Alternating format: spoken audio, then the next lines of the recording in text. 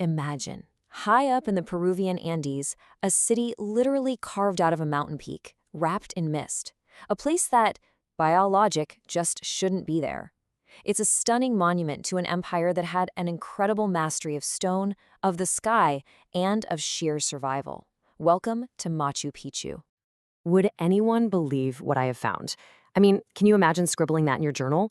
That's what the American historian Hiram Bingham wrote back in 1911.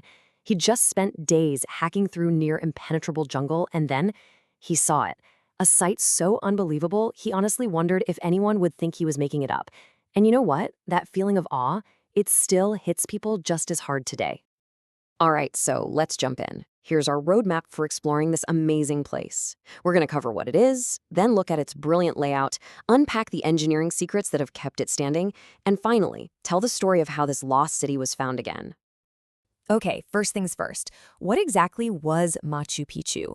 And really, what makes its location so unbelievably special? So the name Machu Picchu actually means old mountain in the local Quechua language. And this wasn't just some random village. No, this was a royal estate, kind of like a presidential retreat, for the great Inca Emperor Pachacuti.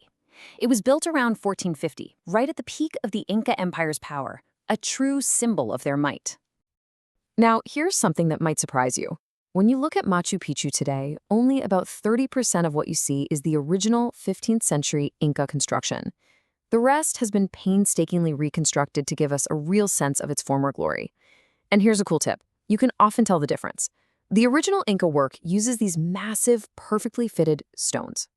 Okay, the real genius of Machu Picchu isn't just the buildings. It's the overall city plan. It is very clearly and cleverly split into two main zones, and each one had a super important job to do. And this is where you really see the Inca brilliance for urban planning in action. On one side, you've got the agricultural zone, which was all about growing food. And on the other side, the urban zone, the absolute heart of their religious and social world. They even built a massive wall and a dry moat to separate them. A perfect division of labor and life. Now, those terraces, they are so much more than just giant grassy steps. They are an absolute marvel of engineering. The Incas layered them with gravel, sand, and topsoil to create the super sophisticated drainage system, which is crucial on a mountain that gets a ton of rain. But they also did double duty, acting as huge retaining walls to stop the whole city from just sliding off the mountain. All right, let's step across into the urban zone. Think of this as the city's nerve center. This is where you'd find all the secret temples, the royal palace, and the homes for the Inca elite. It's this amazing maze of stone streets and well over 100 staircases that connect everything, splitting it into an upper part called Hanan and a lower part called Hurin, a division that actually reflected core beliefs in their worldview. Which, of course, brings us to the million-dollar question. How on earth did they do it? How did the Inca build a city of solid stone on a tiny ridge between two fault lines in an earthquake zone with torrential rain and have it still be standing strong more than 500 years later? So, what is the secret? How is this place still here? Well, as it turns out, the biggest clue isn't in what you can see. Get this. An incredible 60% of all the construction work at Machu Picchu was done underground. They built these incredibly deep foundations and a massive, complex drainage system. We're talking more than 129 drainage channels that crisscross the city under the surface, just whisking water away. The real secret to why Machu Picchu is still here is actually buried. And then you've got the stonework itself, it's just mind-blowing. The Inca perfected this technique called ashlar, where they would cut and shape these massive granite blocks so perfectly that they fit together like a puzzle, with absolutely no mortar. Not only did it look incredible, but it made the buildings earthquake resistant. The stones could literally dance during a tremor and then settle right back into place. Oh, and they did all of this with stone tools. Just wow. But this city wasn't just the practical masterpiece, it was deeply spiritual. They built it to be in tune with the heavens. Key buildings are perfectly aligned with celestial events. You have the Intihuatana stone, which basically acts as a solar clock, marking the solstices. There's a window in the Temple of the Sun that perfectly frames the sunrise on the June solstice.